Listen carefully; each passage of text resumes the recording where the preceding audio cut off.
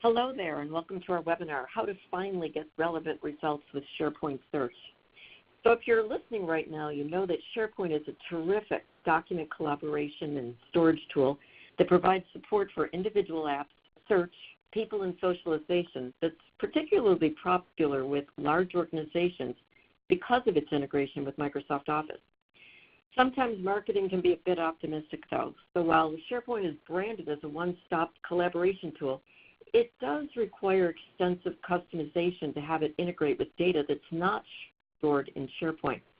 My name is Diane Burley.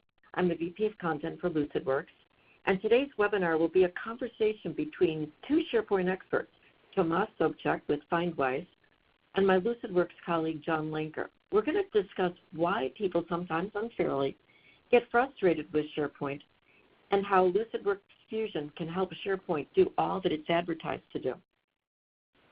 First, some housekeeping. The lines are muted, but we do want your questions. That chat box is on the bottom left of your screen. You can enter a question at any time, and we'll take it as we receive it. So let's find out how to make your SharePoint search finally do all that you've wanted it to do. Joining me this morning from his office in Poland is Tomasz Sobczak, the findability expert for Findwise. Good morning, Tomasz. How are you? Good morning. I guess it's good afternoon for you. Findwise is actually quite well known in Europe for its SharePoint and Office 365 solution. In fact, it was just recognized by the European SharePoint community for its expertise. What does that mean for your company? I'm very proud that we got an award during SharePoint conference in Copenhagen. I think we proved that we can combine search with natural language processing skills, and we really created business value for clients. We built automatic translation tool for documents stored in SharePoint, and it's a multilingual tool, and it's in fact a combination of SharePoint Search, workflows, and storing data in SharePoint. That's awesome. So we were just talking about you've been working with the search technology for almost 10 years and have expert knowledge in both SharePoint Search as well as open source alternatives like Solr, and that makes you sort of a maestro of SharePoint. For this conversation, though, we're going to limit it to working with SharePoint on-prem. The cloud offers different features and solutions, and many large enterprises are grappling with how to configure SharePoint on-premises. So what is it you see as some of the biggest challenges for organizations? Right. When it comes to SharePoint Search and challenges, I definitely see common problems repeatable between different clients we work with. First of all, one of the most common sentences I heard in my life was, "Hey, my SharePoint is so ugly," or something like this. And unfortunately, I need to agree, because SharePoint or SharePoint Search, they are not the best example of design and user experience. And of course, it can be changed. And I think we will talk about this more during today's webinar. But I wanted also to point at problems with search flow. By the search flow, I mean, how search works in general. For example, how query completion works, and when you click suggestions, what is happening with your search results. For example, another example, what is happening when you see zero results page, or what is the logic of refiners, I mean dynamic navigation. So I also observed some challenges around this topic, so the search flow. And from this point, and user experience and search experience, we can quite easily move to the second one, so search relevance and accuracy of results, I can say. Again, my SharePoint can find what I'm looking for. Another very often example, right?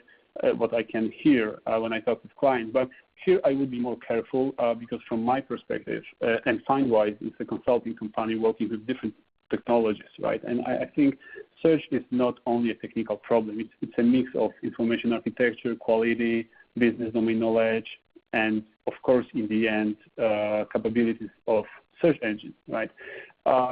So from my experience, SharePoint Search can provide accurate results. It's possible, at least based on our project, but sometimes to achieve that, it can cost a little, quite much energy, right? And the third point is very similar, right? My SharePoint is so slow. And again, I think that truth is somewhere in the middle, because we are aware that some of the solutions internally in SharePoint Search, maybe they are not the best. For example, I mean, how during delta indexing, how SQL service is used during this process, one of the examples. But from the other hand, it really depends how much effort you will put into the tuning phase after your system went live, right? So it's right. It's very important. The same with indexing external sources. Again, it's possible if you want to index data outside SharePoint, but the list of connectors, I would say it's quite limited, even if you have enterprise license and you just need to build your own connectors. It's possible, but again, some kind of effort you need to take, right? And finally, I don't want to complain about the security in general because I think it works good, but wanted to give one small example. If you need something like field level security, at least according to my knowledge, it's impossible to have this feature, which is quite bad, I think. So yeah, just one of the examples from security trimming, right, about security trimming. So you made some good points here, but I know that both yourself and John can make these things, can do that search relevancy and tune these things. So why are companies struggling so much to make this happen?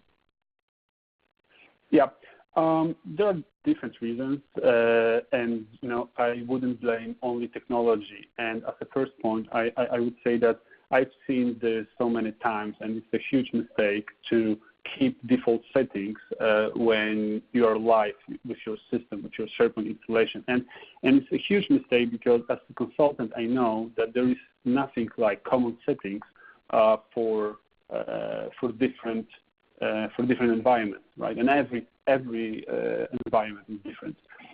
So the second thing, and maybe even more important, is information management and the quality of your content. Probably you've heard this many times that garbage in, garbage out. So you can tune your search logic, you can use different algorithms, you can define query rules and so on, but all of these things, they won't do much if your metadata or the quality of content is bad, right? So it's very important. What I also found after a few years of working in this search area is that solving search problems, like I said before, it's not only a technology, but it's also a mix of different skills. So in your team, if you want to build good search application, you need to have content creator experts, business domain experts, user experience experts, right? And finally, engineers, right? And both front-end and back-end engineers. So yeah, shortly speaking, you need to have a combination of different skills. Regarding Microsoft recommendations about hardware, I think that from one hand, it's super great that you can open documentation and see what Microsoft recommends to you. If you have this data volume, or you want to handle this queries per second rate, then you need to have this kind of hardware and with this specification. This is great, but again, I recommend to be careful with this. And the most important thing is to monitor and measure your environment. So you can think about recommendations from documentation as a starting point, but then it's very important to keep things tracked, right? Because every data model is different, content is different, queries are different, so it affects hardware too. And finally, shortly about debugging, because I also work with open source platforms based on the Lucene, like Solr, for example. And when I compare what you can debug, how you can debug your system and your code when you work with open source technologies and comparing to SharePoint, I need to say that SharePoint is kind of a black box at some extent, right? So debugging is a little more complicated. So let's go to the, we have a slide here where we're showing how one might go ahead and extend SharePoint's functionality. I'm sorry, I'm jumping ahead of myself. Let's look at some approaches for extending SharePoint Search. Right. I wanted to start with about tuning current settings. So this is it refers to what I said before, that you never can keep or leave default settings, and you can tune a lot of things. And I think John later will talk more about what and how you can tune. But when I mean manage metadata, it's about creating data model, which by default you have a data model in SharePoint, but definitely you can change it. The same with ranking model. By default, you have some rules, which fields are more important and how scoring is prepared. But you can change this, of course, change in the way it will handle your business requirements. And in the end, also, if you are not satisfied with the speed or indexing throughput, you can scale your SharePoint or SharePoint Search installation. And I mostly mean index partitions or having additional replicas when we talk about queries per second rate. Right. So this is the first thing you can do. The second and third point, it's about extending built-in SharePoint functionalities. So you can always use third-party software, tools, whatever, for different purposes, information management, connectors, or even presentation of search results. And the same with natural language processing or machine learning. I think benefits from using machine learning approach are quite obvious because you can improve search experience a lot, but built-in possibilities in SharePoint Search are quite limited, I need to say. So 2 examples: you can do named entity recognition. Yes, you can, but the way how you can change configuration of this feature is very limited.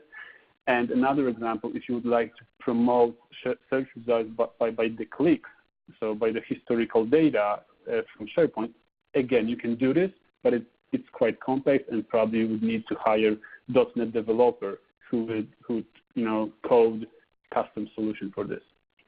And the last point, maybe the most drastic, if I can say that, is using SharePoint as a backend. But yeah, we met this kind of solutions working with clients that they still wanted to use Microsoft ecosystem. They still wanted to use SharePoint, but as a backend system, and they created a custom frontend, mostly using Angular or React frameworks. And this is another solution or extensions for SharePoint, right? Because we also observe that very often when someone is saying that my SharePoint is slow, very often it's about frontend, because frontend is quite slow, in fact. You have an architecture slide here. What is it we're looking at? Yeah. On this slide, you can see quite standard architecture of search application in SharePoint. From the left, you can see processes responsible for indexing data. From the right, processes responsible for query, and at the bottom, analytics and administration. And I marked with the orange color elements which you can extend or replace. And starting from the right, you can see web front-end server, which in fact is GUI and front-end application for SharePoint Search. And first of all, you can always add or buy additional software. Like one of the examples we did in Findwise was to have a custom preview functionality, more advanced. When you want to see a content of document, but you don't want to click specific link. So you can extend current GUI, but you can also, like I made a point on the previous slide, that you can even replace the front end with your custom web application, right? But it's a kind of an effort you need to take. On the left, orange circle with the content processing, I meant by this that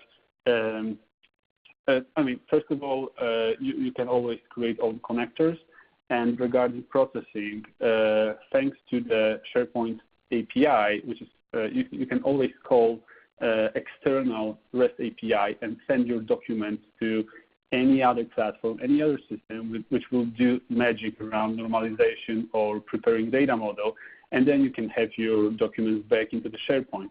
So you can use it, for example, if you want to extend SharePoint by natural language processing functionalities, you can do this in this way. Probably it's not the best way, but from technically speaking, it's possible, right? And I also highlighted query processing and then analytics, mostly from perspective of tuning, right? So you can do things to make search experience better with SharePoint if only you will, spend some time on tuning your queries and query rules. And regarding analytics, that's true that you can use historical data to improve your ranking and search results. But like I said,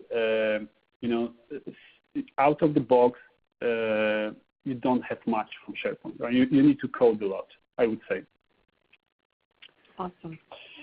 Tomasz, thank you so much. At this point, I want to introduce my colleague, John Lenker, to this conversation. John, how are you? Good morning. Hey, Diane. Good afternoon, everybody else over the Atlantic. Where are you today? Are you on the East Coast, West Coast, flying? I am based in Atlanta. All right. So, John, you spent many years at Microsoft before joining us as a solutions engineer here at Lucidworks. You've seen many of the scenarios that Tomasz has described. Which ones stand out as being most frustrating? The one that stood out to me or stands out to me from my previous customers is what Tomasz was alluding to about tuning SharePoint, getting it to do things that maybe they were accustomed to seeing in a product like Fast ESP, if they had experience with that, or maybe they were a veteran of another search engine like Lucene. But they would move to SharePoint. Of course, the original SharePoint Search was just next to awful. And then Microsoft, of course, tried to remedy that by buying Fast and incorporating that into SharePoint. And that helped the problem a little bit. But the ultimate result that I see in the marketplace now is something that landed between the original SharePoint Search and the original Fast ESP. So it's not quite as bad as what Microsoft offered originally, but not quite as good as what they bought. And it's simply based on the ability to fix the problems that Tomasz was alluding to. That ability is limited, and in some cases you can't do it at all. But in other cases you can do it. You just have to put yourself through quite a bit of effort. So is good search what attracted you to coming to Lucidworks? Well, I was really impressed with that product, that differentiation between what Lucidworks had established in Fusion and what was currently being offered by SharePoint Search. So yes, that was a big factor. So let's you actually did a webinar about a month ago or so on how to tune SharePoint Search. So how would you go through the process of a SharePoint Search and getting better relevancy? Can you give an example?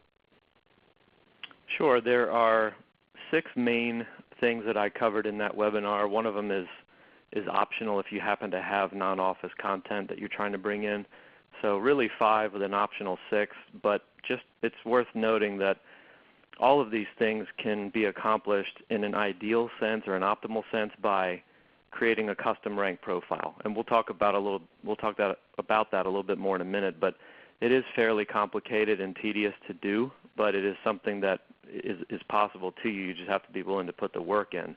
On a simpler scale or an easier attainable scale, there are these following 5 items or 6 items. The first is boosting on keywords, and SharePoint is great at including managed metadata in its ecosystem. Of course, anyone that's used SharePoint knows that you have the managed metadata service and you have taxonomies available to you right in the product. However, those tags and keywords that you spend time tagging and building, the taxonomies themselves, that doesn't influence ranking and search results by default. So you have to actually boost those items using this boost on keywords tactic. The next is something called proximity boost. And that's really a two-part process. You would have to customize your rank profile to fully achieve this. But this is the type of thing where the title of a document, if it contains the search terms that a user types, may not come up as high in search results as another document that contains those words in the body. And so you want to change that in most cases, especially in the enterprise search use case where the title of a document is considered more authoritative. The next one is a freshness boost, and that's something that you do in a rank profile ideally. Again, that we always fall back to that, but you can do it dynamically, and this is critical to the type of application where the latest version of an item or the latest piece of content, maybe news or a release of software, that factor should be important in search results, so freshness of items. And then the next one is customizing the spelling dictionary. This is something where SharePoint gives you some control over synonyms and suggestions, like type-ahead suggestions, for example, in a search box. This is something that you definitely want to do if you're using SharePoint. This is not something that's done for you out of the box. So you would have to customize these dictionaries, and that helps users with things they're accustomed to, like type-aheads. And then the next one is file type. And this is where this is a plague that really surprised a lot of my customers in the past. They would just run out-of-the-box search, and Tomasz was talking about how if you don't change the default settings, you can get bitten by that. Well, this is an example. SharePoint does not boost PDF or Word over PowerPoint, just as a baseline rule. So if you ran a search and you had those types of documents coming back, you might see PowerPoint documents above PDF documents that might be more authoritative just by default. No one really knows why that is, but you can fix that with a file type boost.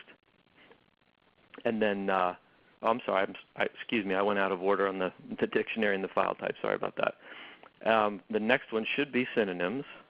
Yes.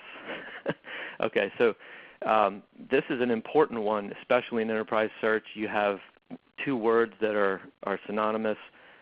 By default, the synonym that you create and you tell SharePoint, word A is a synonym of word B, they're not given equal weight. So you have to actually tell SharePoint that when a synonym is present for an item or a search term, you actually want to weigh it the same way you do the original search term. Why that does not happen out of the box, really nobody knows, but again, another thing you need to tune. And then finally, the last thing is, and this is something that Tomasz pointed out about getting non-Office or non-SharePoint native content into SharePoint Search. This is something it does really poorly, and this is where you need the help of third-party connectors or other means, writing your own connectors possibly to get things like XML documents or JSON into SharePoint Search. It's just not good at doing this at all. And then to summarize that whole thing again, the umbrella for all of this is a custom rank profile, and that is really the way to achieve what you want to do with SharePoint Search. However, it is very tedious. And just how tedious is it? Well, it's great that you asked that question because we have a slide here that pulls screenshots of Microsoft's actual documentation on creating a custom rank profile. And while the image on the right shows you this complicated mathematical formula, it looks intimidating. It's not that complicated to do this. However, the fact that Microsoft provides you a complex mathematical formula to explain how they're incorporating ranking in their search engine tells you that these are probably things you ought to consider if you're going to create a rank profile. And just as a sample, these other screenshots here are part of the guide to creating it. And it is something that requires a lot of thought, a lot of planning, and a lot of effort. And on top of that, it could be necessary to create it even more than once. So you might have a certain set of content that applies to certain users, and rank profiles can be applied to different search contexts. And if you were to do that, of course, you'd have to do this more than once. So it is very tedious and time-consuming. Can you give us an example of how you would do it in Fusion? Sure. This is a nice contrast for the Fusion product versus SharePoint. Now, keep in mind when we talk about customizing ranking and relevancy, the Fusion product is also complicated in this regard, and the ceiling is high. So with any search technology, as the ceiling of capability gets higher, the need for complexity and more thought and intentionality in the design is required. That's the same in Fusion. So just to dispel any notion that this thing is just completely simple in all respects, of course it isn't. Of course you need that capability. However, the differentiator that I see with SharePoint and Fusion is the floor. So while the ceiling in both is very high and the effort required to get to SharePoint ceiling is much greater actually than the effort in Fusion ceiling, the floor in Fusion is so much lower and so much more capable and much easier to reach. And as an example, this is a search result in the Fusion admin UI inside the query workbench. And it's simply one document in a result set. And for each of these documents, you have the ability to click Boost or to click Block. If you were to come in and see that, oh, this particular item really needs to be surfaced, maybe it's a promotional item or a temporary thing, you would just click the button and move on. It's that simple. And there's a lot more to it, of course, but this is the floor of changing ranking in Fusion. Yeah, and I think what this does, John, is it allows the business person, the subject matter expert, whether it's if you're in e-commerce, a merchandiser, or if you're in enterprise search, the thought leader, to be able to boost it without having to go to the IT group to do all of those gymnastics behind the scenes. Correct, and that I think was most of the intent behind adding this capability. Okay, terrific. So we were talking about we're talking about Fusion, and we're going all over the place. But why don't we introduce it for folks that may not be aware of it?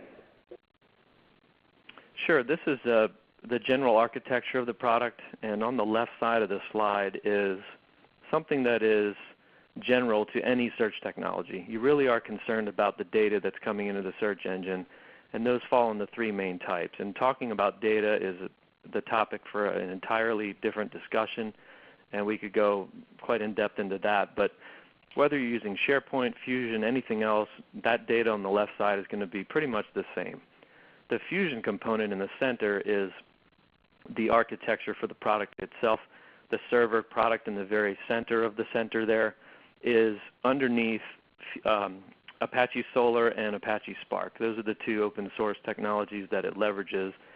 But on either end, the left side of that center is the indexing side, and the right side is the query side. And that's where Lucidworks offers through the Fusion product quite a bit of capability in terms of machine learning and AI, and things that really are on top of what Solr offers you and are differentiators for something like SharePoint, which some of these things aren't even possible, and if they are, they're quite difficult to implement, as Tomasz was outlining earlier. And then on the far right, you have the Fusion App Studio product, which is that front-end piece that offers you the ability to rapidly deploy an application. It's an AngularJS product. And Tomasz had mentioned that one of the more drastic things you could do to extend SharePoint is to keep the SharePoint backend, SharePoint Search, and just write your own custom front end because of some of the problems you get with SharePoint's front end architecture. I'll offer another drastic solution, which is actually the opposite, and that is to replace SharePoint Search entirely with a product like Fusion. You could even keep your SharePoint front end if you've spent hours and dollars working that and customizing it for your company. But you do have the option to use a product like App Studio where you could implement a front end in a much more efficient fashion. But replacing SharePoint Search would be on the top of my list for an architecture change in terms of extension. You're talking about the fast component of SharePoint Search? Correct. The SharePoint Search itself, this is something that I've encouraged other prospective customers to do. SharePoint is good at several things, and you have it for a reason. You bought it for a reason. You should leverage the things that it's good at, the collaborative tools, the document repositories, the socialization, but it does have a weakness in search, and Tomasz and I have outlined how you can potentially fix that, but there's a better solution that's really, to me, not worth, the solution is worth more than attempting to fix SharePoint. And you don't have to lose SharePoint entirely in order to fix the search problem.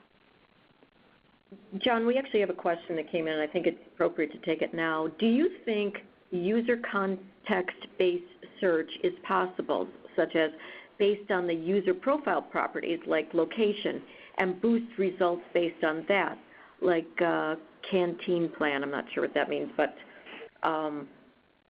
what are your thoughts on that? That's a great question. I think the user context search is something that is possible. However, SharePoint really does not do that out of the box. That would require a proxy of sorts to sit on top of the query server, and Tomasz had outlined how he would customize or change the query component of SharePoint in his architecture diagram. This is where that would occur. That's a problem that SharePoint doesn't really offer out of the box.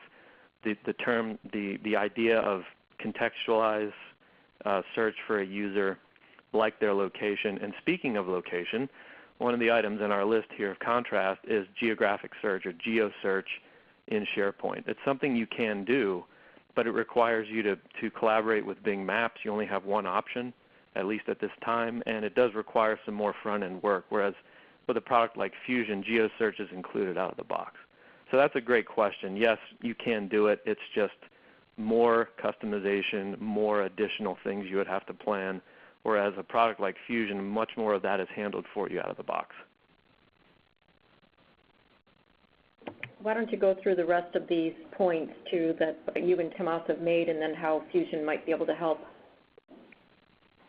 Sure. The first one on the list is something Tomasz and I both covered pretty extensively. The way that you get what you want out of SharePoint Search is either cut off from you or it's made more difficult by Microsoft through a variety of reasons we covered. Whereas on the other side, Fusion is going to give you much more access to controlling that sort of thing. And if the beauty of that choice is that if you want Fusion to black box it for you, meaning you don't want to be bothered with having to maintain or develop new ranking models or anything like that, you do have that option. But again, that ceiling is there where if you want to put the effort in to really customizing and controlling that piece of the product, you can. The second thing we covered, we both covered at least, is the content ingestion piece. Tomasz mentioned the third-party connectors. I've mentioned it.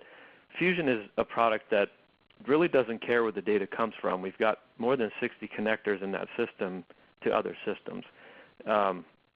SharePoint is very particular, like we've talked about. If it doesn't live in the SharePoint world, it really doesn't make use of that content well.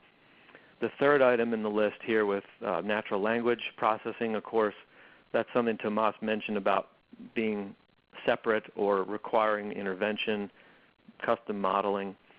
This is something that we're introducing in our latest release of Fusion, where the John Snow Labs model, I don't know if anyone is familiar with that, but that's a language processing model that's incorporated into the product. So the capability out of the box is there with Fusion. The synonym process, we talked about how the dictionary is not set up for you in SharePoint, but you do have the ability to do it. However, in contrast, with synonyms in Fusion, not only do you get that same capability, but you also get auto-suggestion, which in a lot of enterprises could be extremely helpful because who has time to keep up with thousands of potential synonyms? And then, of course, we talked about geo search, and then we talked about the contextual search based on the question. And another one, in fact, this one, next to last one, to me is most important, and that is during indexing.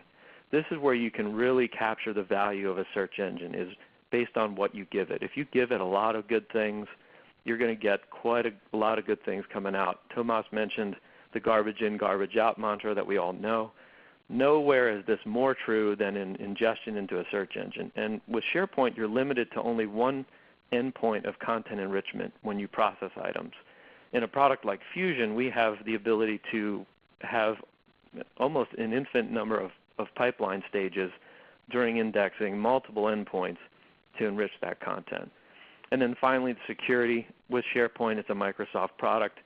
This is fairly standard. You're limited to Active Directory. In Fusion, we want to make sure that we're a little bit more ubiquitous in that concept. So Active Directory, LDAP, SAML, a variety of security technologies are supported.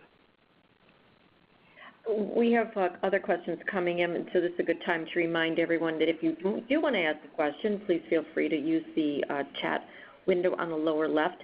The next question is, we have discussed SharePoint and SharePoint Search as a single entity, but the reality is now there is Office 365 and O365 Search and its idiosyncrasies and limitations. What are your thoughts on that? And Tomasz, feel free to weigh in as well. Yeah, I'll give my brief thoughts, and then Tomasz, feel free to please add yours as well. That's a great question because a lot of people are moving to cloud offerings, especially in the SharePoint world, and Microsoft's attempting to cover a lot of these bases with all of your enterprise needs with Office 365. So yes, there is even a new search offering from Microsoft on Azure Search and Office 365 Search. You can even have a hybrid role where you have some of your SharePoint farm on-premise, some of it in the cloud in O365.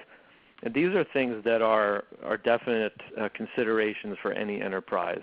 I'll just offer that SharePoint Search is still SharePoint Search, unfortunately. So when they put it in the cloud, it's even a little bit more difficult to access and control than it was on-premise, but it's essentially the same. And if Tomasz, if you have any other thoughts on that, please add them. Yeah. In general, yeah, I agree with you, John. And I also think that talking about Office 365, it's a little different topic. Yeah, I mean, we know that even from SharePoint 2016, we have something called hybrid search, and when we use SharePoint on-premise and Office 365 in the same time, we use search somehow from on-premise solution and a little from cloud because it's a combined solution. If we stick only to the cloud services, I think Microsoft is going forward, and like you mentioned, Azure Search or even coming Microsoft Search, new tool for searching. I mean, it looks a little different with more possibilities, but still, even if companies are changing their platforms and workplaces to cloud services, they have bigger choice, but at least when I look at this part of Europe where I live and our clients, moving to cloud is kind of a problem, and still it's a process. I mean, we still have a lot of clients working with on-premise solution, and for different reasons they can't go just like that to cloud solutions. So yeah. So I have a question for you too. I've noticed these, with Amazon and Siri, we have a whole generation of people getting used to just, shouting out in natural language, what's the weather going to be like in San Francisco, et cetera. How is this impacting enterprise search? Are we starting to see more and more of natural language queries being a specified function that we must be able to address? This is something I'm actually seeing with a particular prospect right now where the entire success of the project, or almost the entire success of the project, is hinging on the ability of the search engine to handle natural language. And I think this is a trend not only in e-commerce but in enterprise search as well. And to me, it's just the next step in that evolution of search that began with, I think, years ago when people all of a sudden saw the 10 blue links in Google, and they said, oh, well, I want every search experience I have to look like that. And then it kind of morphed into Amazon becoming the next giant. And then when you went to search on Amazon, you got the customers who liked this also liked and searched for this, also searched for or clicked on or bought. And then people began to say, well, every time I have a search experience, I expect something like that to happen. And so this is just the next, in my opinion, the next evolution where now people just want to, like you said, Diane, just shout out a question and have it answered. So this is the trend we're seeing, and I think it's just it's something that we have to account for in business as well, because people expect similar search experiences that they have on their phones and their computers at home to their computers at work. All right. Well, I think we're going to let that be the final thought here. We do have some information we'll be sending you in a follow-up email. We put a few other pieces in here, including we have a link to that webinar John was talking about, where he actually shows you how to tune SharePoint Search using just SharePoint and some of the tedium that's involved in that, I guess.